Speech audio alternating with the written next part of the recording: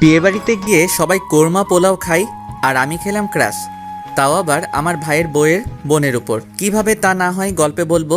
চলুন এখন গল্প শুরু করা যাক। ভাই রেডি হন নাই কেন এখনো? এই তো রেডি আমি, চল। চলেন। এই বলে আমরা চলে গেলাম গাড়ির কাছে। আমি আর আমার জেঠাতো ভাই মানে যার বিয়ে একটা গাড়িতে বসলাম, সাথে ড্রাইভারও ছিল। ভাই এত খুশি খুশি লাগতেছে কেন আপনাকে? আরে তুই বুঝবি না, আগে বড় হ তারপর বুঝবি। প্রেম করে বিয়ে করতেছেন তো তাই এত খুশি, তাই না? চিন্তা করিয়েন না, আমি কিন্তু আপনার শালিকেই বিয়ে করবো, এই বলে দিলাম। তারপরে দেখা যাবে, আগে তো প্রেম কর। করবো তো। আরও কথা বলতে বলতে বিয়ে বাড়িতে চলে আসলাম। আপনারা সকলেই তো জানেন ইটস করোনা টাইম, করোনা, তাই বিয়েটা তেমন ধুমধাম করে হয় নাই। বাড়ির ভিতরে যেতেই চোখ আটকে গেল একটা মেয়ের দিকে। আমি কখনো পরি দেখি নাই, সেটা দেখার খুব শখ ছিল, কিন্তু মেয়েটাকে দেখে আমার পরি দেখার সম্পূর্ণ শখ মিটে গেছে। চেহারাটা ফর্সা এবং মায়ায় ভরা, পরনে ছিল ছাই কালারের একটা জামা, মাথায় ছিল একটা সাদা হিজাব, হালকা মেকআপ ও ঠোঁটে হালকা লিপস্টিক। দেখতে জাস্ট অসাম। এক দেখাতেই ক্রাশ খেলাম। সে এসে সোজা ভাইয়ের গলায় মালা পরিয়ে দিয়ে চলে গেল। আমি তার দিকে এক দৃষ্টিতে তাকিয়ে রইলাম। হঠাৎ ভাইয়ের ডাকে ধ্যান ফিরে মেয়েটাকে খুঁজতে লাগলাম, কিন্তু কোথাও আর দেখতে পেলাম না। মন খারাপ করে বসে পড়লাম ভাইয়ার পাশে। তখনই একটা মেয়ে কণ্ঠে কেউ বলে উঠল, দোলা ভাই অনেক দূর থেকে এসেছেন, এই শরবতটুকু খেয়ে নেন। আমি উপরে তাকিয়ে দেখি সেই পরীটা, ঠুক্কু সেই মেয়েটা। আমি আবারও তার দিকে তাকিয়ে রইলাম। তখন বুঝলাম সে কিছুটা বিরক্ত অনুভব করতেছে, তাই আর তার দিকে তাকালাম না। মেয়েটি শরবত দিয়ে চলে গেল।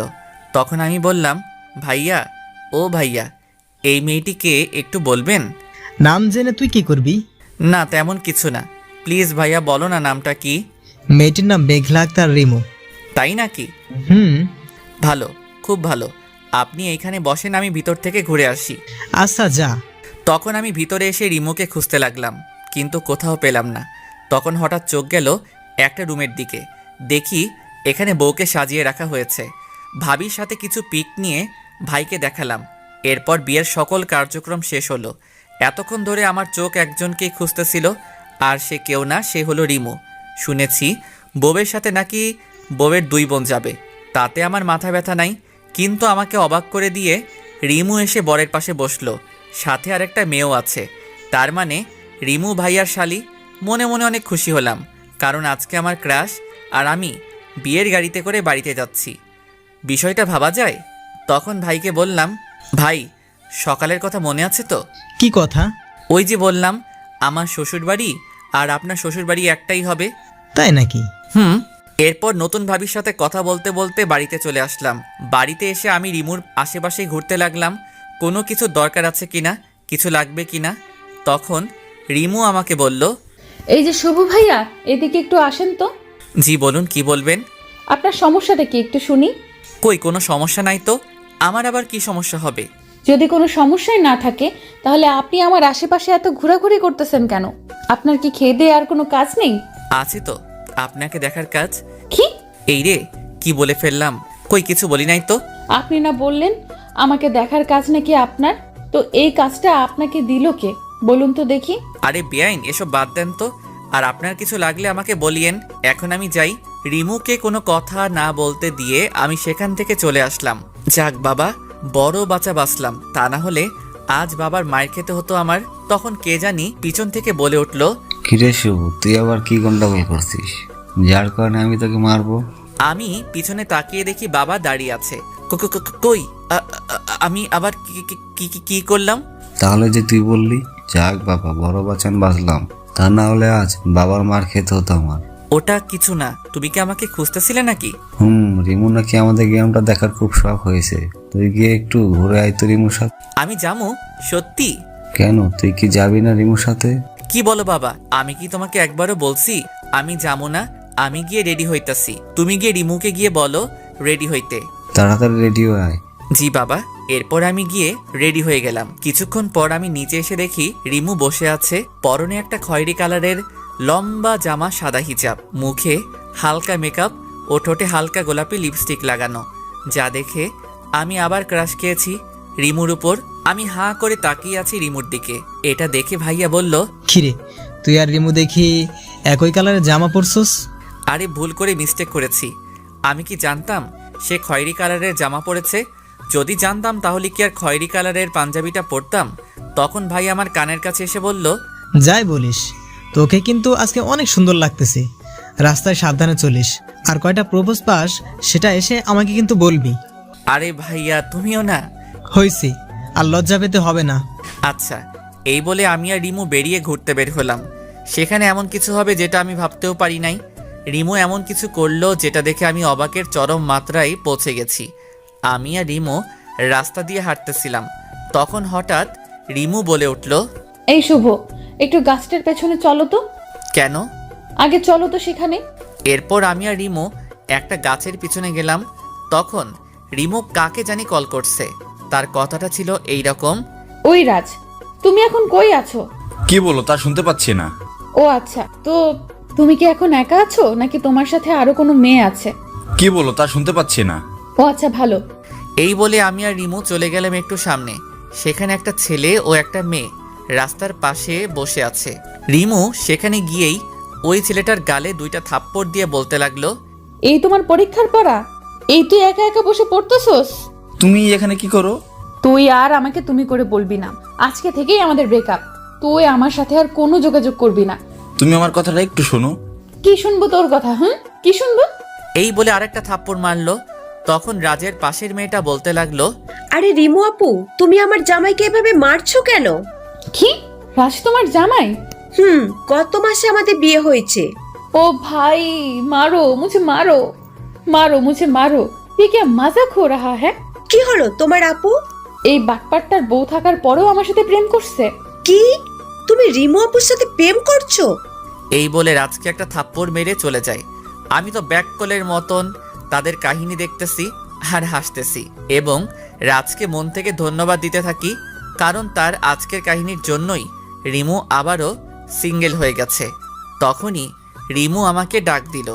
এই শুভ, এখান থেকে চলো, এখানে থাকতে আমার ভালো লাগতেছে না। এই বলে হাঁটা শুরু করলো। আমি রিমুর চোখের কোণে পানি দেখতে পেলাম। কিছু দূর যাওয়ার পর রিমুকে বললাম, রিমু প্লিজ মন খারাপ করো না, দেখো যা হওয়ার তা হয়ে গেছে। এইটা বলার সাথে সাথে রিমু আমাকে জড়িয়ে ধরে কান্না করতে লাগলো। রিমু যখন আমাকে জড়িয়ে ধরলো তখন আমার কাছে মনে হতে লাগলো যেন আমার শরীর দিয়ে কারেন্ট প্রবাহিত হয়ে গেছে। আমি নির্বাক হয়ে গেছি। আমি রিমুকে সান্ত্বনা দিয়ে বললাম, দেখো রিমু, তুমি আর কান্না করো না, যা হওয়ার তা হয়ে গেছে। সে তোমাকে ভালোবাসতো না, তাই তোমার সাথে এই রকম ছলনা করতে পারছে। তুমি প্লিজ কেঁদো না, আর তুমি আবার প্রথম থেকে শুরু করো, দেখবে সব ঠিক হয়ে যাবে। কিন্তু আমি তো তাকে খুব ভালোবেসেছি, নিজের থেকেও বেশি বিশ্বাস করতাম তাকে, আর সে কিনা আমার সাথে। প্লিজ রিমু, কান্না থামাও। দেখো লোকে কি বলবে, তারা তো খারাপ বলবে। তাই বলছি এখন আপাতত ওই দিকটায় চলো, সেখানে গিয়ে না হয় কান্না করবে। এরপর আমি আর রিমু একটা খালি জায়গায় বসলাম। প্রায় 2 ঘন্টা কান্না করার পর তার কান্না থামলো। রিমু, তোমার হয়েছে, এবার তো বাড়িতে চলো, দেখো রাত 8টা বাজে। আচ্ছা চলো। এরপর আমি আর রিমু বাড়িতে চলে আসলাম। রিমুও কিছুটা স্বাভাবিক হয়েছে। এরপর রাতে খাবার খাওয়ার সময় হলো আরেক বিপত্তি। ভাইয়া আমাকে বলল, সুফ, তুই একটু রিমুকে ডেকে আনতো খাওয়ার জন্য। আচ্ছা ভাইয়া। এই বলে রিমুর ঘরের দিকে গেলাম রিমুকে ডাকার জন্য। যেই আমি রিমুর ঘরে ঢুকলাম তখন দেখলাম রিমু তার হাতে ব্লেড দিয়ে একটা আঁচড় দিছে এবং টপ টপ করে রক্ত পড়া শুরু হয়ে গেছে। আমি তাড়াহুড়ো করে আমার পকেট থেকে রুমাল বের করে রিমুর হাতে পেঁচিয়ে দিলাম যাতে একটু রক্ত পড়া কমে, কিন্তু রক্ত পড়া যেন বন্ধই হচ্ছে না। আমার সাদা রুমালটা রক্তে পুরোটা লাল হয়ে গেছে, আর এই দিকে রিমু কান্না করে যাচ্ছে। আমি রিমুকে ঠাস করে একটা থাপ্পড় মারলাম এবং বললাম, চুপ থাক, এখন এত কান্না কিসের? যে চলে গেছে সে তো গেছে, তার জন্য নিজের জীবন শেষ করা লাগবে নাকি? আমার কথা শুনে রিমু কিছুটা শান্ত হলো। এরপর আমি রিমুকে কোলে তুলে নিচে চলে গিয়ে ভাইয়াকে বললাম, ভাইয়া তাড়াতাড়ি গাড়ি বের করো, রিমুকে নিয়ে হাসপাতালে যেতে হবে। কেন, কি হয়েছে? আগে তুমি গাড়িটা বের করো। এরপর আমি আর ভাইয়া মিলে রিমুকে হাসপাতালে নিয়ে গেলাম। ওখানে যাওয়ার পর ডাক্তার রিমুর হাতে সেলাই করে। অনেকখানি কেটে গেছে হাতটা, তাই 5টা সেলাই দেয়, এরপর ব্যান্ডেজ করে দেয়। রাত 12টার দিকে আমরা বাড়ি চলে আসি। বাড়িতে আসার সাথে সাথে সবাই জিজ্ঞেস করতে থাকে কিভাবে কেটেছে। তখন আমি বললাম, আরে তেমন কিছু না, ব্লেড দিয়ে নখ কাটতে যাই, তখন হাতটা কেটে যায়। কিরে তুই না? ভাইয়া আর কিছু বলতে না দিয়ে ভাবিকে নিয়ে ঘরে চলে যায়। ভাইয়াকে আজ ঘটে যাওয়া সকল কিছু বলে দিয়েছি, তাই ভাইয়া ভাবিকে নিয়ে যায়। কিছুক্ষণ পর ভাবি রিমুকে ভাত দিয়ে যায় খেতে। তারও তো আজ বাসর রাত, সেখানেও তো কিছু নিয়ম আছে, সেগুলো পূরণ করতে ভাবি চলে যায় বাসর ঘরে। তখন রিমু বলল, শুভ, আমার হাত তো কাটা, প্লিজ তুমি আমাকে একটু খাইয়ে দাও না প্লিজ। ওরে আল্লাহ, এই মেয়েকে নিয়ে আমি কি করব কিছুই বুঝতে পারতাছি না। সে নাকি আমার হাতে ভাত খাবে। আমি একটু বিরক্ত হইছি, কারণ এর আগে আমি কাউকে খাইয়ে দেই নাই, তাই তার থেকে বেশি হইছি কারণ আমার ক্রাশ আমার হাতে খেতে চাইছে। তাই তখন রিমু আমাকে ডাক দিল। এই শুভ, কি হলো, খাইয়ে দিবে না? দিচ্ছি। এরপর রিমুকে খাইয়ে দিতে লাগলাম। কিছুক্ষণ পর রিমুর খাওয়া শেষ হলো, তখন তাকে পানি খাইয়ে দিতে যাব। তখন দেখি সে তার ডান হাত দিয়ে পানি খাইতেছে। আরে রিমুর তো বাঁ হাত কেটেছিল, আর সে তো ডান হাত দিয়ে সহজেই খেতে পারত। তখন আমি কিছুটা রাগী কণ্ঠে রিমুকে বললাম, এটা কি হলো? কই, কি আবার হবে? তোমার ডান হাতটা তো ভালো, তাহলে তুমি আমার হাতে খেলে কেন? ও মা, তাই তো। এই বলে রিমু একটা হাসি দিল। রিমুর এই হাসি দেখে আমার সমস্ত রাগ চলে গেল। আমি তার হাসি দেখতে লাগলাম। রিমু এটা বুঝতে পেরে হাসিটা বন্ধ করে আমাকে বলল, কি দেখতেছেন এভাবে? তোমার হাসিটাকে। শুধুই কি হাসি দেখতেছেন নাকি আরো কিছু দেখতেছেন? তোমাকেও দেখতেছি, কত সুন্দর তুমি, সুন্দর তোমার এই হাসিটা, যেটা দেখে 1000 বছর কাটিয়ে দিতে পারবো আমি। তাই নাকি? এই রে, এটা কি বললাম আমি? সে যদি এখন কিছু মনে করে তাহলে তো প্রেম করার আগেই আমার ব্রেকআপ নিশ্চিত। মনে মনে বললাম। কি হলো, চুপ করে আছেন কেন? এটা বাদ দেন, আগে বলেন আপনি আমার হাতে খাবার খেলেন কেন? আপনার হাত তো ঠিকই আছে। আসলে আমার না নিজের হাতে খেতে একদমই ভালো লাগতেছিল না, তাই আমি আপনার হাতে খেলাম। প্লিজ রাগ করিয়েন না, কাল থেকে তো আর খাবো না। কেন খাবে না? বারে, কালকে তো আমরা চলে যাব, তাহলে খাবো কিভাবে? ও তাই তো। আর যদি আপনি চান তাহলে কিন্তু সকালে নাস্তা ও দুপুরের খাবার খেতে পারবো আপনার হাতে। সত্যি? 100% সত্যি। তো এত আপনি আপনি করতেছেন কেন? আমরা তো ফ্রেন্ড হতে পারি, তাই না? আপনি চাইলে আরো কিছু হতে পারি। কি হলো বলেন, আমরা কি ফ্রেন্ড হতে পারি না? অবশ্যই। তাহলে নো, আপনি অনলি তুই। আচ্ছা। এই বলে আমি প্লেট রাখতে উঠতে যাব, তখনই ভাবি এসে রিমুকে ঠাস ঠাস করে 2টা থাপ্পড় মেরে রিমুকে জড়িয়ে ধরে কান্না করতে লাগলো। এই, তোকে কে বলছিল হাত কাটতে? যদি শুভ না দেখতো তখন কি হতো তুই বল? তোর যদি কিছু হতো তাহলে তোর দুলাভাই কি করে আমাদের বাড়িতে মুখ দেখাতো? কি রে, চুপ করে আছিস কেন বল? আপু সরি রে, আসলে আমি তাকে খুব বেশি ভালোবেসেছিলাম, কিন্তু সে তো আমাকে খুব বড় একটা ধোকা দিল। আমি কখনো ভাবতেই পারি নাই সে আমাকে এইভাবে ধোকা দিবে। তাই বলে কি তোকে মরতে হবে? তখন আমার মাথা একটুও কাজ করতেছিল না, তাই এরকম একটা ভুল পদক্ষেপ নিয়েছি। ভাবি, যেটা হয়ে গেছে সেটাকে নিয়ে আর কথা বলে কি হবে? বাদ দেন তো। আর আপনি কি এখন ভাইয়ার কাছে যান। আর আজকে আপনাদের জীবনের সুখের দিন, এই দিনে কি কেউ কান্না করে? আর এমনিতে এখন রাত প্রায় 1:30 বাজতে চললো, কাল সকালে আবার উঠতে হবে তো। আচ্ছা যাচ্ছি। এরপর ভাবি চলে গেল, কিন্তু রিমু কান্না করেই যাচ্ছে, যেটা আমার মোটেও সহ্য হচ্ছে না। তাই আমি আবার রিমুর পাশে গিয়ে বসলাম এবং বলতে শুরু করলাম, এই তুমি এইভাবে কান্না করতেছো কেন? যা হওয়ার হয়ে গেছে, তুমি এখন ঘুমাও। আমার ঘুম আসছে না। আমি মাথায় হাত বুলিয়ে দেই। দাও। আমি রিমুর মাথায় হাত বুলিয়ে দিচ্ছি আর রিমুর মুখের দিকে তাকিয়ে আছি। তার চেহারাটা কত মায়াবী। এই মায়াবী কন্যাকে যদি আমার বউ হিসেবে পেতাম তাহলে খুব ভালোবাসতাম তাকে, কিন্তু সে কি কখন আমাকে ভালোবাসবে? এইসব ভাবতেছি, তখন দেখি যে রাত 2:13 বাজে। এইদিকে রিমুও ঘুমিয়ে গেছে, আমারও খুব ঘুম পাচ্ছে, তাই আমি আমার রুমে গিয়ে ঘুমিয়ে গেলাম। সকালে কারো ডাকে ঘুম ভাঙলো আমার, তাকিয়ে দেখি আব্বু ডাকছে। এই শুভ, তোর এত ঘুম কিসের? রাতে কি ঘুম আসনি? চুরি করতে গেছিলি নাকি? না তো, এই যে উঠতেছি। আমি ঘড়িতে তাকিয়ে দেখি যে এখন 9:30 বাজে, তাই তাড়াতাড়ি ফ্রেশ হয়ে রিমোকে দেখতে গেলাম। দেখি রিমো খাটের উপর বসে আছে আর কার সাথে যেন কথা বলতেছে। আমি তার চেহারাটা দেখতে পাচ্ছি না। তখন আমি রিমোকে উদ্দেশ্য করে বললাম, এই যে মিস রিমো, আমি কি ভিতরে আসতে পারি? আরে শুভ, তুই আয়, ভেতরে আয়। আমি ভিতরে গিয়ে দেখি রাজ বসে আছে এবং পাশে রাজের বউ বসে আছে। তাদের দেখে আমার মনটা খারাপ হয়ে গেল, কিন্তু রিমোর কথা শুনে বুঝলাম রাজ ক্ষমা চাইতে আসছে এবং রিমুও তাকে ক্ষমা করে দিয়েছে। রিমু মন থেকেও খুব ভালো, কারণ যদি ভালো না হতো তাহলে কি ক্ষমা করে দিত? না, অন্য কোনো মেয়ে হলে ক্ষমা করতো না। তারা চলে গেছে আমি রিমুকে জিজ্ঞাসা করলাম, এই তোর হাত ফ্রেশ হইছে? না রে, নাস্তা করছস? না রে, একটু করে দে তো। এই যে খাবার, আপু সকাল 8টার সময় খাবার দিয়ে গেছে, তুই খাইয়ে দিবি বলে এখনো খেতে পারিনি। এখন তাড়াতাড়ি খাইয়ে দে তো, ওষুধ খাওয়া লাগবে তো। দিচ্ছি। এই বলে রিমুকে খাইয়ে দিতে লাগলাম। তাকে খাইয়ে দিতে আমার খুব ভালো লাগতেছিল। আমি ভাবতেছিলাম যদি সারা জীবন এইভাবে তাকে খাইয়ে দিতে বললে আমি তাকে খাইয়ে দিতে পারবো। আউচ, ব্যথা পাইছি তো। রিমু শয়তানি হাসি হাসতেছে, যেটা দেখে আমি আবারও রিমুর প্রেমে পড়ে গেলাম। আচ্ছা সরি, আর দেবো না। ওকে। খাবার শেষে ওষুধ খেলো এবং তাকে ঘুমাতে বলে আমি নিচে এসে নাস্তা করতেছি। এমন সময় ভাইয়া এসে বলল, কিরে, আমার শালিকাকে তোর বুঝি খুব পছন্দ হয়েছে? আমি কিছুটা লজ্জা মিশ্রিত কণ্ঠে বললাম, আরে ভাইয়া তুমিও না। বুঝি বুঝি, সব বুঝি, চিন্তা করিস না, হেল্প লাগলে বলবি, হেল্প করার চেষ্টা করব। আচ্ছা ভাইয়া, দেখো তোমাকে ভাবি ডাকছে। যাচ্ছি। দুপুরে বউ ভাতের কার্যক্রম শেষ হয়েছে।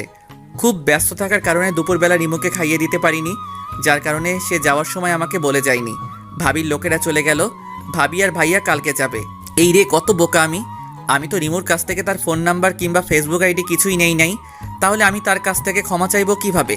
না, কালকে যে করে হোক রিমুদের বাড়িতে গিয়ে তার কাছে ক্ষমা চাইতে হবেই হবে। দিনটা কোনো রকমে পার করলাম। সারাদিন রিমুকে প্রচুর মনে পড়ল। রাতে আমি আমার ব্যাগ গুছিয়ে ভাইয়ার আশেপাশে ঘুরতে লাগলাম। যদি একবার আমাকে বলে, কিরে শুভ যাবি আমাদের সাথে, গেলে চল, কিন্তু ভাইয়া একেবারে বলল না, তারা তাদের মতন ব্যাগ গোছানো নিয়ে ব্যস্ত। আমি যেই আমার রুমে আসতে যাব তখনই ভাইয়া আমাকে ডাক দিল। এই শুভ, শোন। আমি তো খুব খুশি হয়ে ভাইয়াকে বললাম, কি? ভাইয়া আমি যাবো। তুই কই যাবি? না কিছু না। কি বলবে বলো? আমার ঘুম পাচ্ছে। আসলে আমার খুব পানি পিপাসা পেয়েছে, আর এখানে পানিও নেই। এখন যদি তুই আমাকে একটু পানি পান করাইতি, তোর অনেক সব হতো আর কি। তুই আসলে একটা বজ্জাত। আমি সেই কখন থেকে তোমার আশেপাশে ঘুরঘুর করছি আমাকে তোমাদের সাথে নিবে বলে, তা না আমাকে বলতেছে এখন তাকে পানি খাওয়াতে। দূর, ভালো লাগে না। কিরে, যা না একটু। যাচ্ছি তো। ভাইয়া তো আমার কাহিনী দেখে মুচকি মুচকি হাসতে লাগলো। আমি বুঝলাম না এখানে হাসির কি হলো। এরপর ভাইয়াকে পানি দিয়ে আমি আমার রুমে গিয়ে শুয়ে পড়লাম। আজ কেন জানি ঘুম আসছে না, বারবার শুধু রিমুর কথাই মনে পড়ে যাচ্ছে। অন্যদিন হলে এতক্ষণে ঘুমিয়ে যেতাম। রিমুকে নিয়ে ভাবতে ভাবতে কখন যে ঘুমিয়ে গেলাম সেটা জানি না। সকালে ভাবির ডাকে ঘুম ভাঙলো। আমি চোখ খুলে ভাবিকে দেখেই ভাবিকে বলতে লাগলাম, কি ভাবি, এখনো যাওনি কেন? কি আর করার দেবর, তোমার ভাই তো আমাকে নিয়ে যায়নি এখনো, তাই আর যাওয়া হয়নি। ও আচ্ছা। এরপর আমি ফ্রেশ হতে চলে গেলাম। ফ্রেশ হয়ে নিচে গিয়ে দেখি ভাইয়া রেডি হয়ে বসে আছে, ভাবিও রেডি। তাদের দেখে আমার মুখটা কালো হয়ে গেল। আমি যেতে পারবো না তো, তাই আর কি। কিরে, তুই এখনো রেডি হস নাই কেন? আমি রেডি হব কেন? কেন হবি মানে? তুই যাবি না? আমি আবার কই যাবো? কেন আমাদের সাথে তুই যাবি না? ভাইয়ার কথা শুনে তো আমার তো খুব আনন্দ লাগতেছে। লুঙ্গি ড্যান্স দিতে ইচ্ছে করতেছে। আমার পরনে লুঙ্গি ছিল, ভাবছিলাম একবার লুঙ্গি ড্যান্স দিয়েই দেই। তারপর ভাবলাম এখানে অনেক লোক আছে, আমি না হয় আমার রুমে গিয়েই দিবনি। এখন দেওয়া যাবে না। আমি ওখানে গিয়ে কি করবো? কিছু করা লাগবে না, তুই গিয়ে তাড়াতাড়ি রেডি হয়ে নে, এমনিতেই অনেক দেরি হয়ে গেছে। আমি আর কিছু না বলে সোজা আমার রুমে চলে আসলাম। এসেই প্রথমে আমার লুঙ্গি ডান্সটা কমপ্লিট করে রেডি হয়ে নিচে চলে গেলাম। নিচে যাওয়ার পর ভাবি বলতে লাগলো, দেখি দেখি আমার দেবরটাকে নজর ফোঁটা দিয়ে দেই, যাতে কেউ নজর না দেয়। আরে ভাবি তুমিও না। হয়েছে হয়েছে, আর লজ্জা পেতে হবে না, চল তাড়াতাড়ি। এরপর আমরা চলে আসলাম ভাবিদের বাড়িতে। আমি তো ভাবিদের বাড়িতে এসে রিমুকে খুঁজতে লাগলাম, কিন্তু কোথাও দেখতে পেলাম না। দূর, যার জন্য এখানে আসলাম তাকেই তো দেখতে পাচ্ছি না। তখনই কে জানি পিছন থেকে বলে উঠলো, বাবা তুমি কেমন আছো? আমি পিছন ঘুরে তাকিয়ে দেখি ভাবির আব্বু। জি আঙ্কেল, ভালো। আপনি কেমন আছেন? ভালো আছি।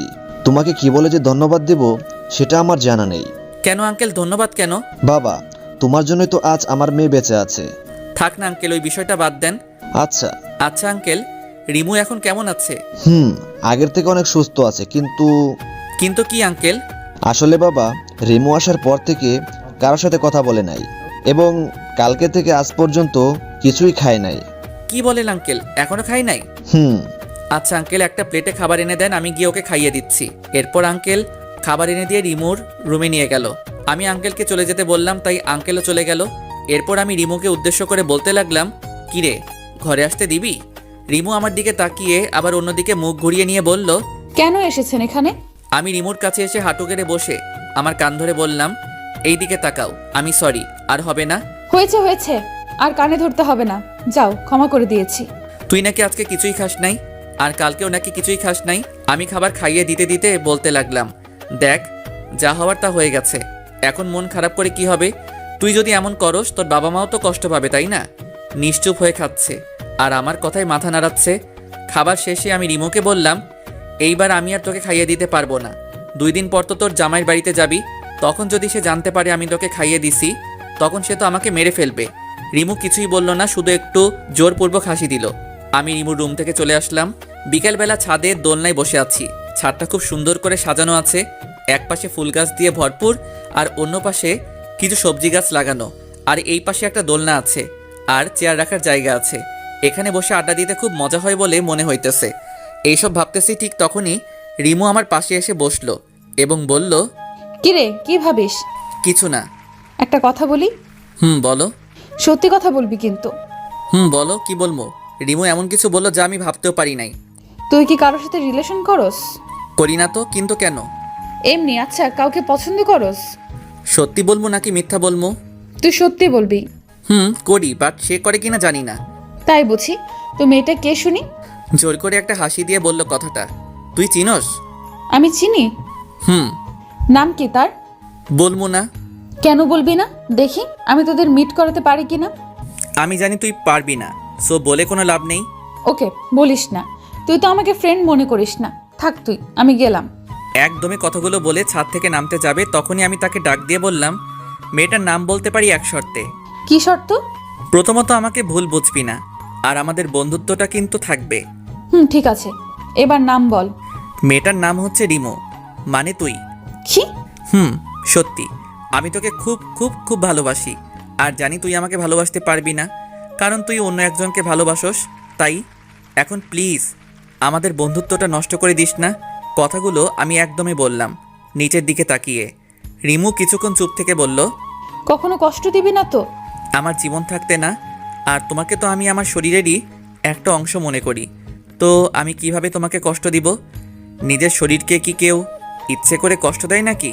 তুই প্রমিস কর কখনো ছেড়ে যাবি না আমায়। কথা দিলাম। তুই এবার আমারে প্রপোজ কর। করতে পারবো না।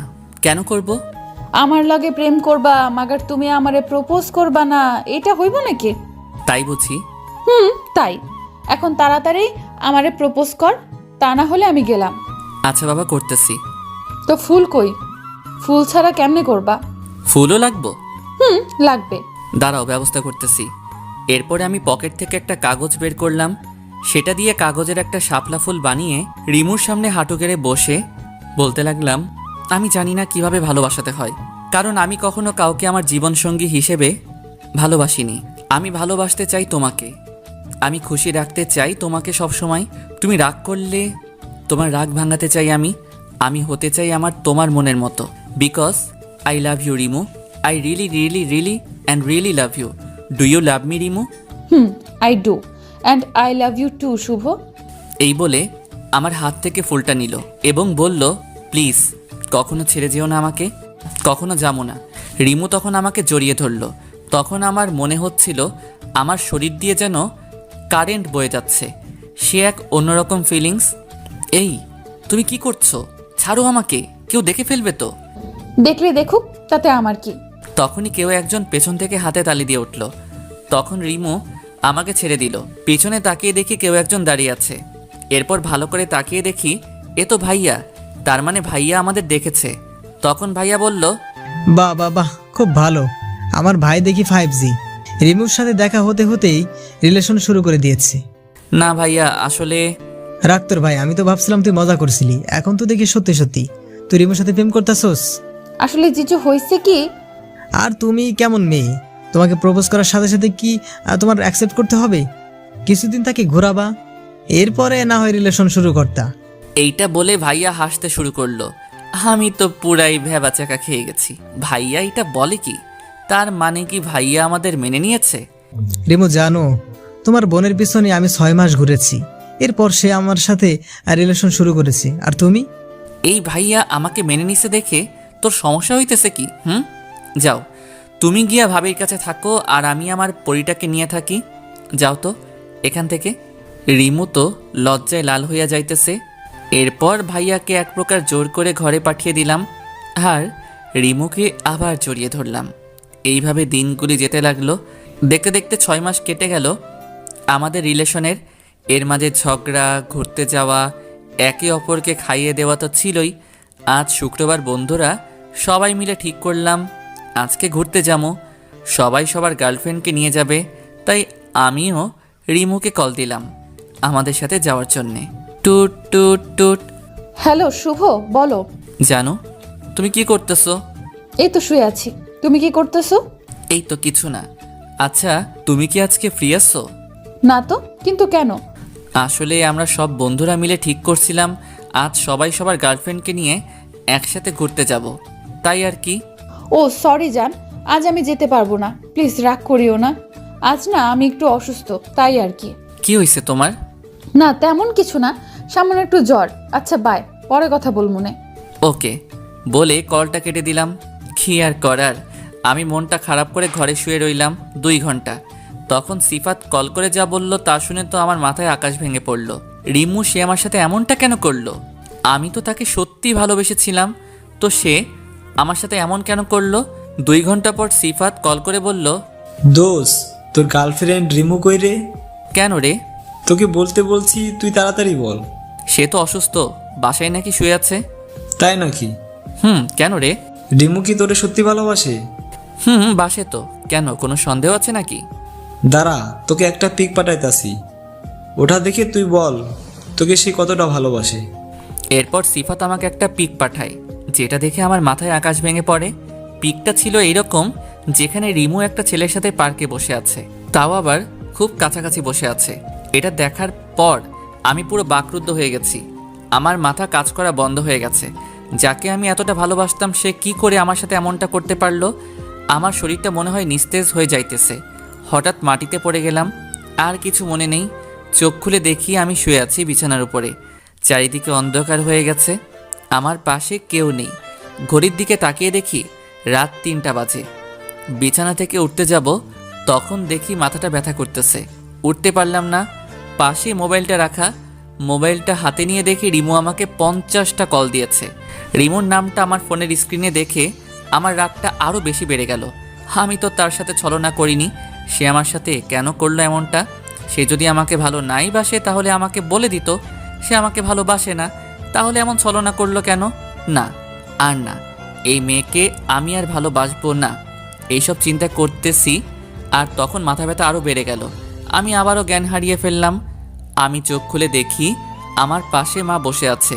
চারিদিকে তাকিয়ে দেখি ভাইয়া, ভাবি এবং তাদের পাশে রিমো দাঁড়িয়ে আছে, আর তার চোখগুলো ফুলা দেখা যাচ্ছে, হয়তো রাতে কেঁদেছে। সে কান্না করবে কেন এটা আমি বুঝলাম না। তখন আম্মু বলে উঠল, কিরে বাবা, এখন তুই কেমন আছিস? এই তো ভালো। তোর কি হয়েছিল? জ্ঞান হারিয়ে মাটিতে পড়েছিলি কেন? জানি না আম্মু, হঠাৎ মাথা ব্যথা শুরু হলো, এরপর আর কিছু মনে নেই। তো আমি খাটের উপর আসলাম কিভাবে? তোকে রাতে খাবার খাওয়ার জন্য আমি ঘরে ডাকতে চাই, তখন থেকে তুই মেঝেতে পড়ে আছিস। তখন তোর বাবা আর তোর ভাই তোকে খাটে শুইয়ে দেয়। ও আচ্ছা, আম্মু তোমরা রুম থেকে একটু বাইরে যাও তো, আমি রিমুর সাথে কিছু কথা বলবো। আমার কথা শুনে সবাই রুম থেকে চলে গেল, শুধু রিমু দাঁড়িয়ে আছে। তখন আমাকে বলল, কেমন আছো? আমি কেমন আছি তা জেনে তোর কি? তুই গিয়ে তোর নতুন প্রেমিকের সাথে থাক। এসব তুমি কি বলছো? কেন তুই বুঝিস না? আমি তো তোকে ভালোবেসেছিলাম, কেন তুই এমনটা আমার সাথে করলি? আরে কি করছি সেটা তো আগে বলবা। কেন, কালকে কার সাথে পার্কে গিয়েছিলি? কে হয় সে তোমার? তুমি কি করে জানলে? এই দেখ, এটা দেখে। ও এইটা দেখে? এতে হাসির কি হলো? তোর এই হাসি এখন ভালো লাগতেছে না। তাই বুঝি। তো এই পিকটা দেখে তোমার এই অবস্থা? কেন হইব না? তুই আমাকে বললি তুই অসুস্থ, এখন তুই অন্য ছেলেদের সাথে ঘুরতে যাস। আমার জানটা দেখে আমার উপর রাগ করেছে। ওই, তুই কজনকে জান বানাস? কাল সারাদিন যার সাথে ঘুরলি তাকে বলস, আর আজকে আমায় তুই জান বলতে চাস? তোর কাহিনীটা কি? আরে মেরি জান, ওইটা তো আমার ফুফাতো ভাই ছিল, তার সাথে আমি ডাক্তারের কাছে গিয়েছিলাম। তখন সে আমার মন ভালো করতে আমাকে নিয়ে পার্কে গিয়েছিল। তো এটা আগে বলনি কেন? আমি কি জানতাম এত কিছু হয়ে যাবে যে? আচ্ছা কান ধরছি, আর হবে না। প্লিজ কখনো ছেড়ে যেও না, আমি তোমাকে ছাড়া বাঁচতে পারবো না। হ্যাঁ তা তো দেখলামই আজকে। I love you Rimo, I really really really love you. I love you too. বলে রিমু আমাকে জড়িয়ে ধরল। হঠাৎ ঠাস করে আওয়াজ হলো। দেখি রিমুর গালটা লাল হয়ে আছে। কে মেরেছে দেখার জন্য তাকাতেই যাকে দেখলাম তাকে দেখার জন্য আমি মোটেও প্রস্তুত ছিলাম না। তাকে দেখার পর মনে হলো আমি যেন ভূত দেখছি। এ তো ভাবি। আসলে ভাবি আমার আর রিমুর রিলেশনের কথা কিছুই জানতো না।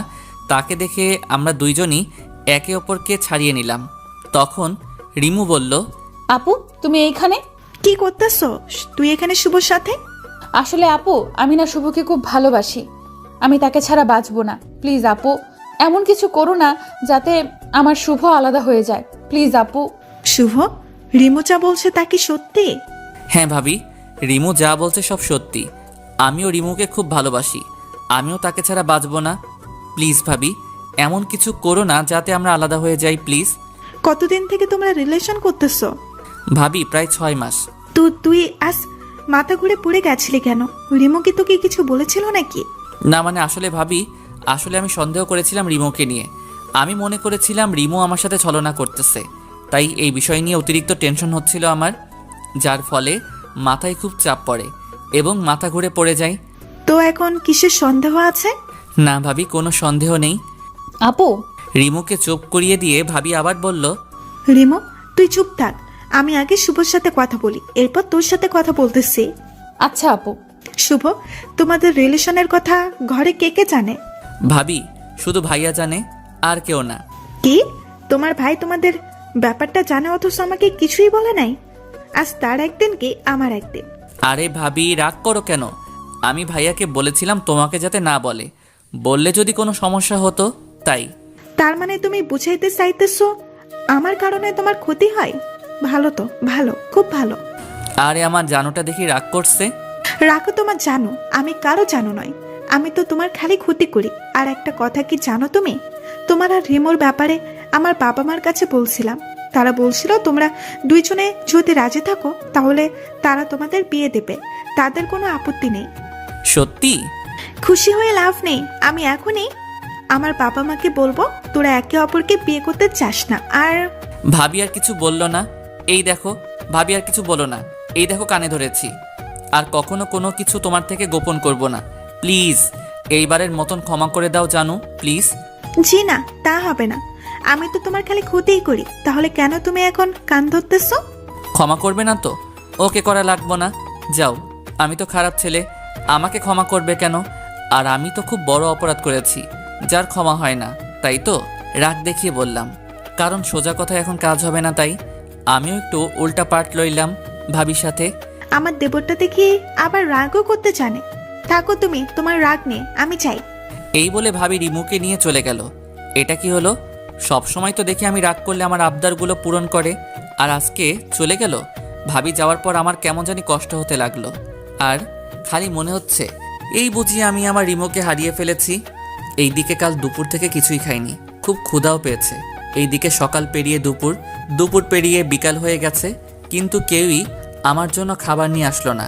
তাই আমি ঘর থেকে বের হলাম আর আম্মুকে ডাকতে লাগলাম, আম্মু, ও আম্মু, আম্মু ক্ষুধা লাগছে তো খুব, কিছু কি খেতে দিবা? আমার কথার কোনো উত্তর পেলাম না। আর ঘরটা কেমন জানি শান্ত শান্ত লাগতেছে, মনে হইতেছে ঘরে কেউ নেই। এরপর খাবার টেবিলের দিকে চোখ যেতেই দেখলাম খাবার প্লেটে খাবার পাশে একটা শপিং ব্যাগ এবং একটা চিঠি লেখা। চিঠিটা পড়ে তো যেন আমি খুশিতে নাচতে লাগলাম। চিঠিতে লেখা ছিল, কি করতে বলছি, তুমি তো দেখি খুব রাগ করো। আচ্ছা এবার রাগ করাটা বাদ দিয়ে খাবারটা খেয়ে শেরওয়ানিটা পরো, তোমার শ্বশুর বাড়িতে চলে আসো। তোমার বউ তোমার জন্য অপেক্ষা করতেছে। এতে তোমার জানো। আহা কি আনন্দ আকাশে বাতাসে, আহা কি আনন্দ আকাশে বাতাসে। আজকে আমি যাবো আমার শ্বশুর বাড়িতে। আহা কি আনন্দ আকাশে বাতাসে। 30 মিনিটের ভিতর খাবার খেয়ে রেডি হয়ে বাইক নিয়ে বেরিয়ে পড়লাম শ্বশুর বাড়ির উদ্দেশ্যে। আমি বাইক চালাচ্ছি আর ভাবতেছি এত সহজে সবাই সব কিছু মেনে নিবে তা আমি কখনো ভাবতেও পারি নাই। আমি আজ আমার স্বপ্নের রানীকে আমার করে পাবো, ভাবতেও খুব ভালো লাগতেছে। আর কিছু দূর বাকি। আমি বাইক চালাচ্ছি তো চালাচ্ছি, ঠিক তখনই আমার সামনে একটা পিচ্চি বাচ্চা চলে আসে। আমি তখন পাশ কাটিয়ে যেতে চাই, ঠিক তখনই একটা ট্রাক এসে সোজা আমাকে ধাক্কা মারে আর আমি খুব জোরে একটা চিৎকার দিয়ে নিচে পড়ে যাই। আমি রক্তাক্ত অবস্থায় পড়ে আছি। আমার চোখগুলি বন্ধ হয়ে আসছে, সব কিছু ঝাপসা ঝাপসা দেখছি। তখনই মনে হইল রিমু আমাকে বলতেছে, শুভ জানো আমাদের না টুইন বেবি হবে। আমার আর কিছু মনে নেই। অন্যদিকে আম্মু আব্বুকে বলতেছে, কি গো, শুভ কোথায়? সে এখনো আসছে না কেন? আমার না খুব চিন্তা হচ্ছে তারে নিয়া। তুমি ওকে একটা কল করো না গো প্লিজ। এই বলে আব্বু আমাকে কল করলো, বাট আব্বু শুনতে পারলো আপনি যে নাম্বারে কল করেছেন তা এই মুহূর্তে বন্ধ আছে, কিছুক্ষণ পর আবার চেষ্টা করুন, ধন্যবাদ। এটা শোনার পর আব্বুরও চিন্তা হতে লাগলো। এরপর আব্বু ও ভাইয়া আমাকে খুঁজতে চলে গেল বাসায়, কিন্তু সেখানে গিয়ে দেখে বাসায় তালা লাগানো। তারা কি করে বুঝতে পারছে না, তাই আব্বু ও ভাইয়া দুজনে আমাকে খুঁজতে দুই দিকে চলে গেল। তারা দুইজনে সারা দিন রাস্তায় রাস্তায় ছিল, কিন্তু আমাকে পেল না। তারা 1টার দিকে বাসায় গিয়ে বসলো। এদিকে আম্মু তো কান্না করতে করতে শেষ। কান্না করছে রিমু ও ভাবি দুইজনই। শুধু কান্না করছে না আব্বু ভাইয়া, কারণ ছেলেরা নাকি কান্না করতে জানে না তাই। আমার জন্য এমনটা হয়েছে, আমি কেন যে তখন শুভকে না বলে চলে আসলাম। কান্না করতে করতে বলল, তোমরা প্লিজ আমার শুভকে আমার কাছে এনে দাও, আমি তাকে ছাড়া বাঁচতে পারবো না, প্লিজ আপু প্লিজ। বলেই অজ্ঞান হয়ে গেল। আব্বু ও ভাইয়া আমাকে পাগলের মতো খুঁজতেছে, কিন্তু কোথাও পাইতেছে না। রিমু ডাকটা দিয়ে আমি শোয়া থেকে ওঠার চেষ্টা করলাম, কিন্তু পারলাম না। আমার শরীরটা খুব ব্যথা করতেছে। পাশে একটা আয়না ছিল, সেটার দিকে তাকিয়ে দেখি আমার চেহারাটা কিছুটা পাল্টে গেছে। আশেপাশে তাকিয়ে দেখি এটা অপরিচিত একটা রুম, যেখানে আমার ধারণা মতে আমি আগে কখনো আসি নাই।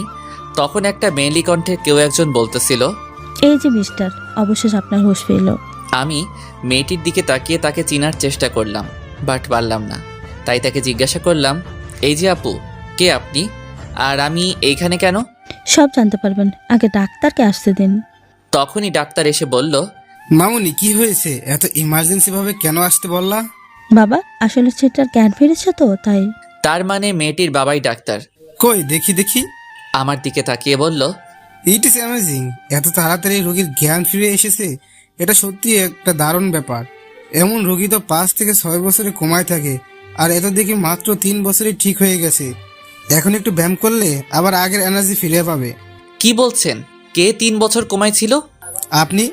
কি বলেন ডাক্তার? আমার যতদূর মনে আছে আমি তো অ্যাক্সিডেন্ট করেছিলাম। তখন আমার শরীরের দিকে তাকিয়ে দেখি শরীরে কোনো জায়গায় রক্ত নেই, হাতে একটা জায়গায় সেলাইয়ের দাগ, তাও বেশ পুরনো বলে মনে হইতেছে। আর আমার জানা মতে আমার হাতে কোনো কাটা দাগ ছিল না। তখন পাশে থাকা দেওয়ালে ডিজিটাল ঘড়িতে তাকিয়ে দেখি 25/9/2020। আমার যতদূর মনে আছে আমি 21/7/2017 তারিখে অ্যাক্সিডেন্ট করেছিলাম। এরপর আমি মেয়েটিকে উদ্দেশ্য করে বললাম, এটা কি আসলেই 2020 সাল? তো আমি এখানে আসলাম কি করে? আচ্ছা শুনুন তাহলে, আজ থেকে 3 বছর আগে 2017 তারিখে আমি একটা পার্টিতে গিয়েছিলাম। তখন পার্টি থেকে আসার সময় আমি আপনাকে রাস্তায় পড়ে থাকতে দেখি।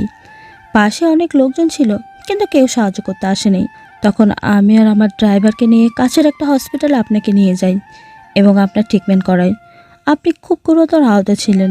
এরপর ডাক্তার আপনার অপারেশন করায়, কিন্তু আপনি সুস্থ হননি, আপনি কোমায় চলে গিয়েছিলেন। আমি আপনার পরিবারের সাথে কোনো রকমভাবে যোগাযোগ করতে পারিনি, তাই আমি আপনাকে আমার সাথে আমাদের বাড়িতে নিয়ে আসি এবং এখানে রেখে আপনার চিকিৎসা করাতে থাকি। আজ 3 বছর পর আপনার জ্ঞান ফিরল, বুঝলেন কিছু? আমি তো পুরো নিশ্চুপ হয়ে গেলাম, কারণ আমি আমার জীবন থেকে হারিয়ে ফেলেছি। আপনাকে অসংখ্য অসংখ্য অসংখ্য ধন্যবাদ আমার চিকিৎসা করানোর জন্য। এই ঋণ আমি কখনোই শোধ করতে পারবো না। আচ্ছা, এবার বলুন তো আমি কোন জায়গায় আছি? আপনি ঢাকা বিভাগের গাজীপুর জেলায় আছেন। তো আমাকে কি আমার এলাকায় দিয়ে আসতে পারবেন কষ্ট করে? অবশ্যই নিয়ে যাব, আগে আপনি সম্পূর্ণরূপে সুস্থ হন। এরপর আমি তো সুস্থই আছি। তা আপনি কেমন সুস্থ আছেন? তাহলে আমি নিজ চোখে দেখতে পাচ্ছি। এই কথা তার নামটাই জানা হলো না। আচ্ছা, আপনার নাম কি? আমার নাম মাহবুব রহমান শুভ, আর ডাক নাম শুভ। আর আপনার? আমার নাম মিমাক্তার টুম্পা। আচ্ছা, আপনি এখন রেস্ট নেন, আর আমি আপনার জন্য খাবার নিয়ে আসি। ওকে। এরপর মিম গিয়ে আমার জন্য ভাত আনলো। এই নিন, হাঁ করুন। আমি পারবো, আপনাকে কষ্ট করতে হবে না। কতটা পারবেন তা আমার জানা আছে। নিন, এবার হাঁ করুন তো দেখি। আমি কোনো কথা না বলে খেতে লাগলাম। কিছুটা আনইজি ফিল করতেছিলাম, কিন্তু কিছু বলিনি। বললে হয়তো আমার খাওয়া হতো না। তাই 3 মাস পর ডাক্তার আঙ্কেল ও মিমের কেয়ারিংয়ে আমি এখন সম্পূর্ণ সুস্থ। আগামীকাল আমি এবং মিম চাঁদপুরে যাব, তাই আজ আমরা শপিং মলে গেলাম শপিং করতে। আমি চলে গেলাম উত্তরা শপিং কমপ্লেক্সে।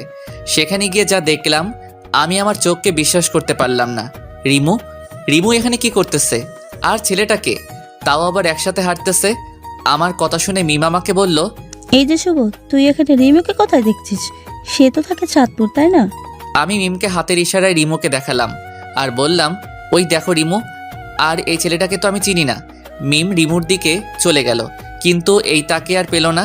এরপর আমি আর মিম মিলে সারা শপিং মলে রিমুকে খুঁজলাম, কিন্তু কোথাও পেলাম না। হঠাৎ আমার চোখ রাস্তার দিকে গিয়ে পড়ল। তখন দেখলাম ছেলেটি রিমুর হাত ধরে রাস্তা পার হচ্ছে। আমার বুঝতে আর বাকি রইল না ছেলেটি রিমুর কি হয়।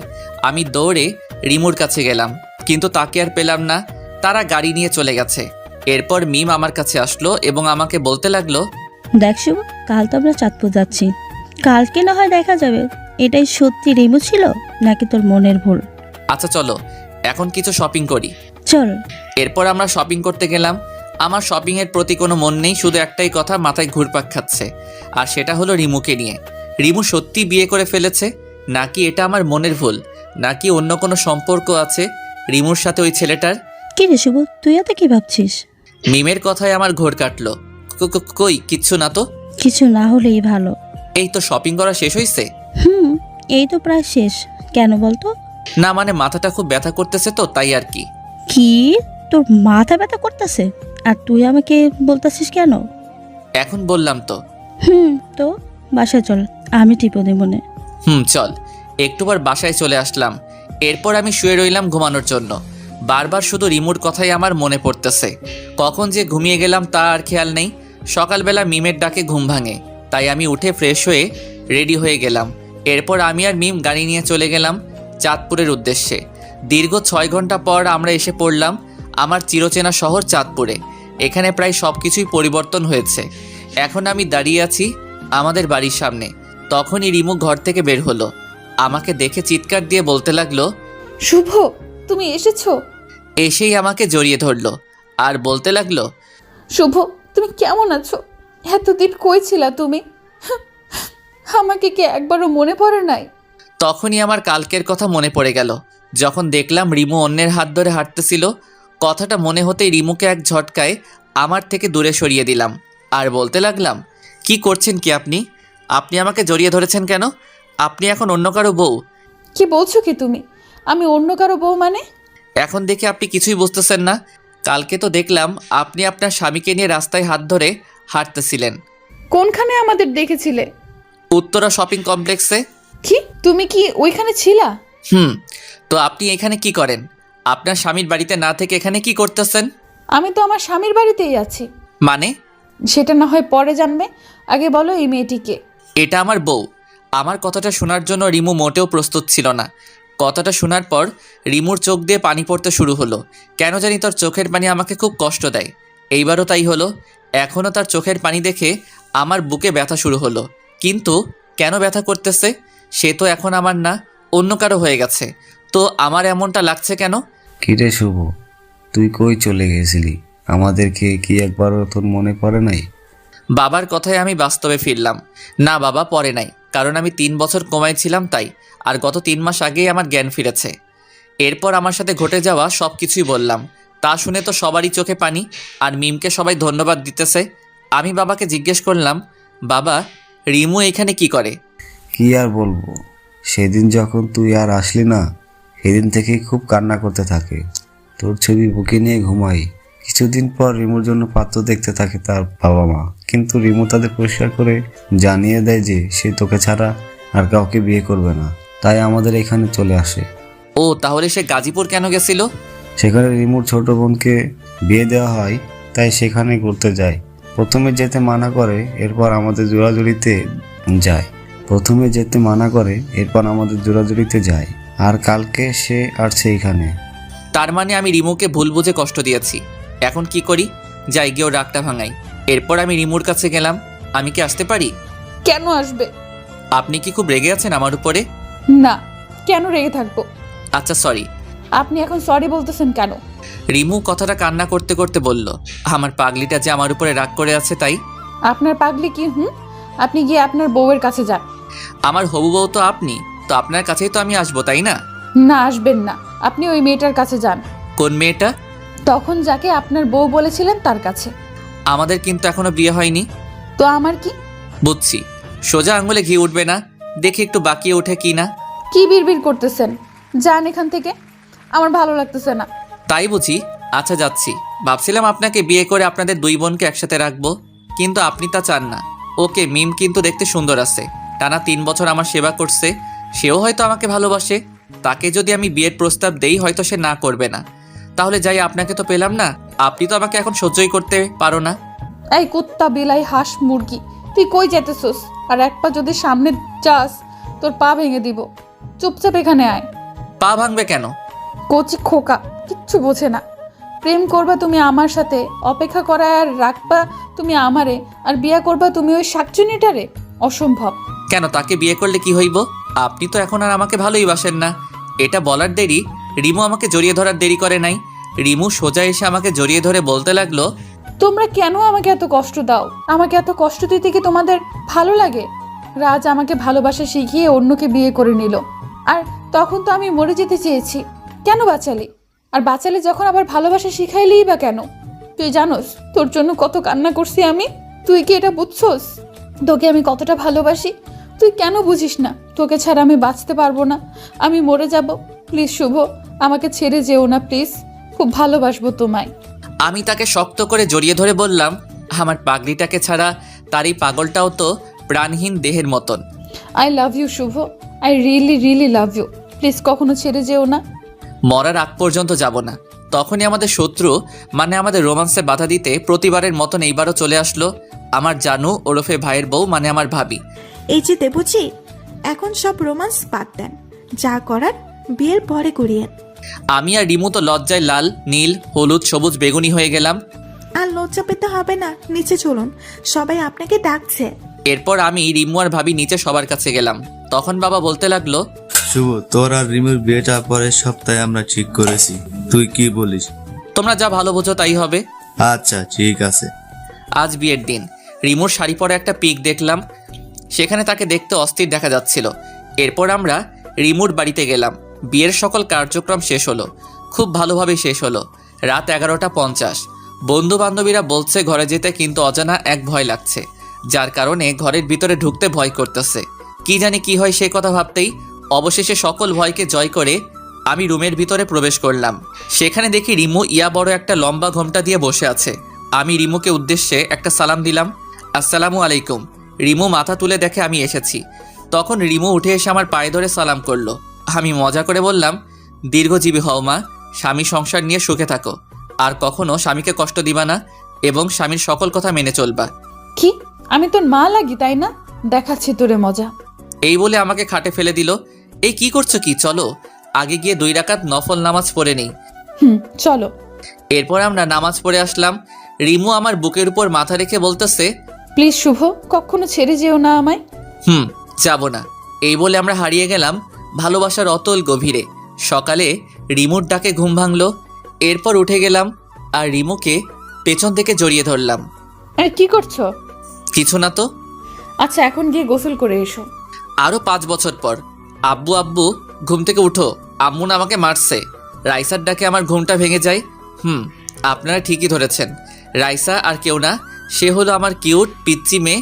আরেকজনও আছে, আর সে হলো রিহিকা। হ্যাঁ, আমাদের টুইন বেবি হয়েছে। তোমার আম্মু কেন তোমাকে মারছে? আব্বু ও না চুলি করে চকলেট খাইছে আর আম্মু বলে মারছে, তুমিও মারো। এইদিকে আসো রাইসা প্রিন্সেস, আমার কাছে এসো। এরপর রাইসা আমার কাছে আসলো। রাইসা আমার কাছে আসে, আমি তার 2 গালে 2টা পাপ্পি দিয়ে রিহিকাকে বললাম, এবার খুশি তো রিহিকা মামুনি? বাবা তুমি পচা, তুমি শুধু ওকে আদর করো, আমারে করো না। তাই বুঝি মামুনি, তুমিও এইদিকে আসো। এরপর রিহিকাকেও 2টা পাপ্পি দিলাম। এবার খুশি তো? বাবা আমরা দুজনেই খুশি। এরপর রিমু আসলো। এখানে বাবা মেয়েরা মিলে কি করা হচ্ছে? বাবা আম্মু এসেছে, তাকেও একটু বকে দাও। তাই নাকি? এরপর আমি রিমুকে যা করলাম তার আপনাদের না জানলেও চলবে, বাকিটা না হয় আমার মধ্যেই থাকুক।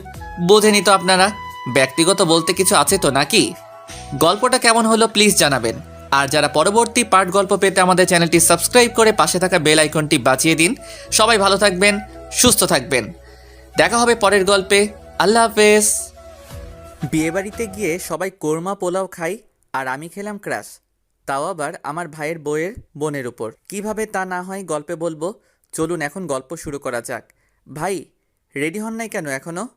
এই তো রেডি আমি, চল। চলেন। এই বলে আমরা চলে গেলাম গাড়ির কাছে। আমি আর আমার জেঠাতো ভাই মানে যার বিয়ে একটা গাড়িতে বসলাম, সাথে ড্রাইভারও ছিল। ভাই এত খুশি খুশি লাগতেছে কেন আপনাকে? আরে তুই বুঝবি না, আগে বড় হ তারপর বুঝবি। প্রেম করে বিয়ে করতেছেন তো তাই এত খুশি, তাই না? চিন্তা করিয়েন না, আমি কিন্তু আপনার শালিকেই বিয়ে করবো, এই বলে দিলাম।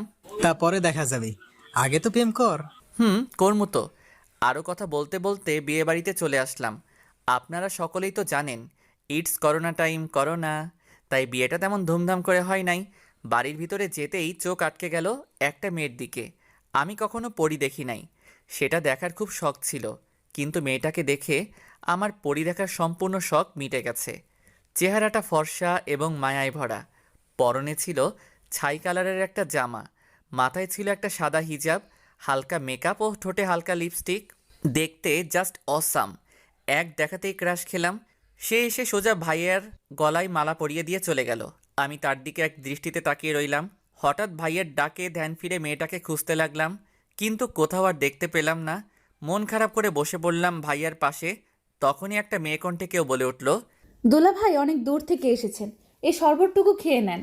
আমি উপরে তাকিয়ে দেখি সেই পরীটা, থুক্কু সেই মেয়েটা। আমি আবারও তার দিকে তাকিয়ে রইলাম। তখন বুঝলাম সে কিছুটা বিরক্ত অনুভব করতেছে, তাই আর তার দিকে তাকালাম না। মেয়েটি শরবত দিয়ে চলে গেল। তখন আমি বললাম, ভাইয়া, ও ভাইয়া, এই মেয়েটিকে একটু বলবেন? নাম জেনে তুই কি করবি?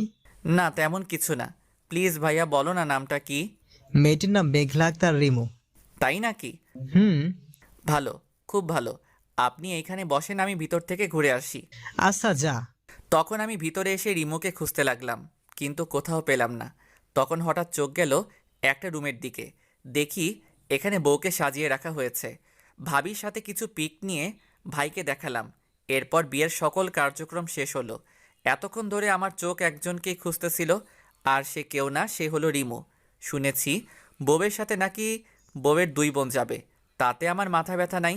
কিন্তু আমাকে অবাক করে দিয়ে রিমু এসে বরের পাশে বসলো, সাথে আরেকটা মেয়েও আছে। তার মানে রিমু ভাইয়ার শালি। মনে মনে অনেক খুশি হলাম, কারণ আজকে আমার ক্রাশ আর আমি বিয়ের গাড়িতে করে বাড়িতে যাচ্ছি। বিষয়টা ভাবা যায়। তখন ভাইকে বললাম, ভাই সকালের কথা মনে আছে তো? কি কথা? ওই যে বললাম আমার শ্বশুরবাড়ি আর আপনার শ্বশুরবাড়ি একটাই হবে। তাই নাকি? এরপর নতুন ভাবির সাথে কথা বলতে বলতে বাড়িতে চলে আসলাম। বাড়িতে এসে আমি রিমুর আশেপাশেই ঘুরতে লাগলাম, কোনো কিছু দরকার আছে কিনা, কিছু লাগবে কিনা। তখন রিমু আমাকে বলল, এই যে শুভ ভাইয়া, এদিকে একটু আসেন তো। জি বলুন, কি বলবেন? আপনার সমস্যাটা কি একটু শুনি। কই কোনো সমস্যা নাই তো, আমার আবার কি সমস্যা হবে? যদি কোনো সমস্যাই না থাকে তাহলে আপনি আমার আশেপাশে এত ঘোরাঘুরি করতেছেন কেন? আপনার কি খেয়ে দিয়ে আর কোনো কাজ নেই? আছে তো, আপনাকে দেখার কাজ। কি? এই রে, কি বলে ফেললাম? কই কিছু বলি নাই তো। আপনি না বললেন আমাকে দেখার কাজ নাকি আপনার? তো এই কাজটা আপনাকে দিল কে বলুন তো দেখি। আরে বেআইন, এসব বাদ দেন তো। আর আপনার কিছু লাগলে আমাকে বলিয়েন। এখন আমি যাই। রিমুকে কোনো কথা না বলতে দিয়ে আমি সেখান থেকে চলে আসলাম। যাক বাবা, বড় বাঁচা বাঁচলাম, তা না হলে আজ বাবার মায়ের খেতে হতো আমার। তখন কে জানি পিছন থেকে বলে উঠল, কিরে শুভ, তুই আবার কি গন্ডগোল করছিস যার কারণে আমি তোকে মারবো? আমি পিছনে তাকিয়ে দেখি বাবা দাঁড়িয়ে আছে। কই আমি আবার কি করলাম? তাহলে যে তুই বললি, যাক বাবা বড় বাঁচান বাঁচলাম, তা না হলে আজ বাবার মার খেতে হতো আমার। ওটা কিছু না, তুমি কি আমাকে খুঁজতেছিলে নাকি? রিমু নাকি আমাদের গেমটা দেখার খুব শখ হয়েছে, তুই গিয়ে একটু ঘুরে আয় তো রিমুর সাথে। আমি যাবো? সত্যি? কেন, তুই কি যাবি না রিমুর সাথে? কি বলো বাবা, আমি কি তোমাকে একবারও বলছি আমি যাবো না? আমি গিয়ে রেডি হইতাছি, তুমি গিয়ে রিমুকে গিয়ে বলো রেডি হইতে।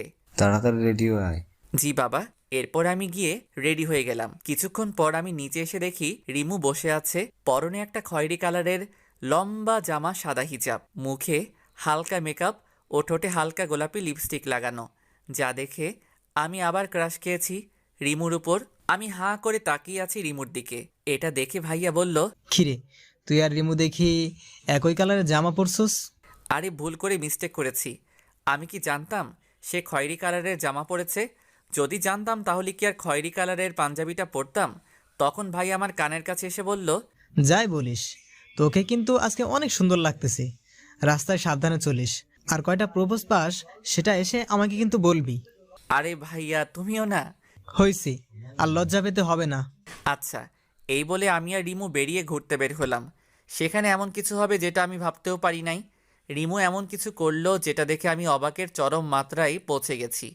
আমি আর রিমু রাস্তা দিয়ে হাঁটতেছিলাম, তখন হঠাৎ রিমু বলে উঠল, এই শুভ, একটু গাছটার পেছনে চলো তো। কেন? আগে চলো তো সেখানে। এরপর আমি আর রিমু একটা গাছের পিছনে গেলাম। তখন রিমু কাকে জানি কল করছে।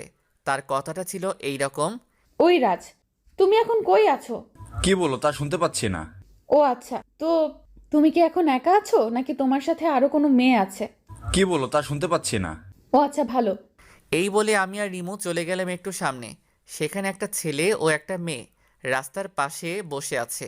রিমু সেখানে গিয়েই ওই ছেলেটার গালে 2টা থাপ্পড় দিয়ে বলতে লাগলো, এই তোমার পরীক্ষার পড়া? এই তুই একা একা বসে পড়তেছস? তুমি এখানে কি করো? তুই আর আমাকে তুমি করে বলবি না। আজকে থেকেই আমাদের ব্রেকআপ।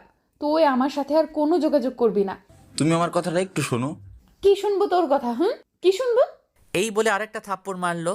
তখন রাজের পাশের মেয়েটা বলতে লাগলো, আরে রিমু আপু, তুমি আমার জামাইকে এভাবে মারছো কেন? কি? রাজ তোমার জামাই? গত মাসে আমাদের বিয়ে হয়েছে। ओ भाई, मारो मुझे, मारो मारो मुझे, मारो। ये क्या मजाक हो रहा है? কি হলো তোমার আপু? এই বাটপাটটার বউ থাকার পরেও আমার সাথে প্রেম করছে। কি? তুমি রিমু আপুর সাথে প্রেম করছো? এই বলে রাজকে একটা থাপ্পড় মেরে চলে যায়। আমি তো ব্যাককলের মতন তাদের কাহিনী দেখতেছি আর হাসতেছি এবং রাজকে মন থেকে ধন্যবাদ দিতে থাকি, কারণ তার আজকের কাহিনীর জন্যই রিমু আবারও সিঙ্গেল হয়ে গেছে। তখনই রিমু আমাকে ডাক দিল, এই শুভ, এখান থেকে চলো, এখানে থাকতে আমার ভালো লাগতেছে না। এই বলে হাঁটা শুরু করলো। আমি রিমুর চোখের কোণে পানি দেখতে পেলাম। কিছু দূর যাওয়ার পর রিমুকে বললাম, রিমু প্লিজ মন খারাপ করো না, দেখো যা হওয়ার তা হয়ে গেছে। এইটা বলার সাথে সাথে রিমু আমাকে জড়িয়ে ধরে কান্না করতে লাগলো। রিমু যখন আমাকে জড়িয়ে ধরলো তখন আমার কাছে মনে হতে লাগলো যেন আমার শরীর দিয়ে কারেন্ট প্রবাহিত হয়ে গেছে। আমি নির্বাক হয়ে গেছি। আমি রিমুকে সান্ত্বনা দিয়ে বললাম, দেখো রিমু, তুমি আর কান্না করো না, যা হওয়ার তা হয়ে গেছে। সে তোমাকে ভালোবাসতো না, তাই তোমার সাথে এই রকম ছলনা করতে পারছে। তুমি প্লিজ কেঁদো না, আর তুমি আবার প্রথম থেকে শুরু করো, দেখবে সব ঠিক হয়ে যাবে। কিন্তু আমি তো তাকে খুব ভালোবেসেছি, নিজের থেকেও বেশি বিশ্বাস করতাম তাকে, আর সে কিনা আমার সাথে। প্লিজ রিমু, কান্না থামাও। দেখো লোকে কি বলবে, তারা তো খারাপ বলবে, তাই বলছি এখন আপাতত ওই দিকটায় চলো, সেখানে গিয়ে না হয় কান্না করবে। এরপর আমি আর রিমু একটা খালি জায়গায় বসলাম। প্রায় 2 ঘন্টা কান্না করার পর তার কান্না থামলো। রিমু, তোমার হয়েছে, এবার তো বাড়িতে চলো, দেখো রাত 8টা বাজে। আচ্ছা চলো। এরপর আমি আর রিমু বাড়িতে চলে আসলাম। রিমুও কিছুটা স্বাভাবিক হয়েছে। এরপর রাতে খাবার খাওয়ার সময় হলো আরেক বিপত্তি। ভাইয়া আমাকে বলল, সুফ, তুই একটু রিমুকে ডেকে আনতো খাওয়ার জন্য। আচ্ছা ভাইয়া। এই বলে রিমুর ঘরের দিকে গেলাম রিমুকে ডাকার জন্য। যেই আমি রিমুর ঘরে ঢুকলাম তখন দেখলাম রিমু তার হাতে ব্লেড দিয়ে একটা আঁচড় দিছে এবং টপ টপ করে রক্ত পড়া শুরু হয়ে গেছে। আমি তাড়াহুড়ো করে আমার পকেট থেকে রুমাল বের করে রিমুর হাতে পেঁচিয়ে দিলাম যাতে একটু রক্ত পড়া কমে, কিন্তু রক্ত পড়া যেন বন্ধই হচ্ছে না। আমার সাদা রুমালটা রক্তে পুরোটা লাল হয়ে গেছে, আর এই দিকে রিমু কান্না করে যাচ্ছে। আমি রিমুকে ঠাস করে একটা থাপ্পড় মারলাম এবং বললাম, চুপ থাক, এখন এত কান্না কিসের? যে চলে গেছে সে তো গেছে, তার জন্য নিজের জীবন শেষ করা লাগবে নাকি? আমার কথা শুনে রিমু কিছুটা শান্ত হলো। এরপর আমি রিমুকে কোলে তুলে নিচে চলে গিয়ে ভাইয়াকে বললাম, ভাইয়া তাড়াতাড়ি গাড়ি বের করো, রিমুকে নিয়ে হাসপাতালে যেতে হবে। কেন, কি হয়েছে? আগে তুমি গাড়িটা বের করো। এরপর আমি আর ভাইয়া মিলে রিমুকে হাসপাতালে নিয়ে গেলাম। ওখানে যাওয়ার পর ডাক্তার রিমুর হাতে সেলাই করে। অনেকখানি কেটে গেছে হাতটা, তাই 5টা সেলাই দেয়, এরপর ব্যান্ডেজ করে দেয়। রাত 12টার দিকে আমরা বাড়ি চলে আসি। বাড়িতে আসার সাথে সাথে সবাই জিজ্ঞেস করতে থাকে কিভাবে কেটেছে। তখন আমি বললাম, আরে তেমন